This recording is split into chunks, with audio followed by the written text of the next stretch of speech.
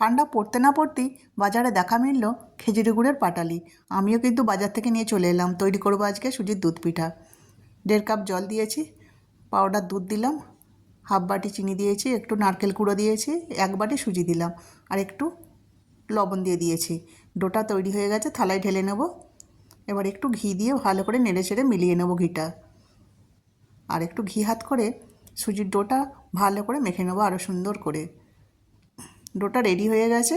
এবার এ থেকেই ছোটো ছোটো লেটি আকারে পিঠে তৈরি করব। দেখুন এইভাবে তৈরি করে নিতে হবে। ভিতরে কিন্তু কোনো পুর দেবো না, এতেই সুস্বাদু আর খুব খেতে ভালো লাগে আর তুলতুলেও হয় খুব। আপনারাও এইভাবে একবার তৈরি করে খাবেন। পিঠেগুলো সব রেডি হয়ে গেছে, হাঁড়িতে জল বসিয়ে দিয়েছি। এটা পিঠে করার ঝাঁঝরি, এতেই সিদ্ধ করে নেব সুজির পিঠাগুলো। 10 মিনিট ভাপালেই কিন্তু তৈরি হয়ে যাবে পিঠাগুলো। এই পিঠেগুলো এমনিতেও খেতে কিন্তু খুব ভালো লাগবে, আর কোনো কিছু দরকারই লাগবে না। এবার দুধে দিয়ে দিলাম, এটা হচ্ছে ঘন দুধ। এবার দিয়ে দেবো খেজুর গুড়ের পাটালিটা। দিতেই রঙটা এত সুন্দর বদলে গেল না, তৈরি হয়ে গেল নরম তুলতুলে আমার সুজির দুধ পিঠা। ওহ, দারুণ লাগছে। আমি তো আর লোভ সামলাতে পারছি না, আমি এই নিয়ে একটা খেতে আরম্ভ করলাম। আপনারাও কিন্তু পারলে এইভাবে তৈরি করুন আর ঠান্ডাটা আমার মতো করে উপভোগ করুন।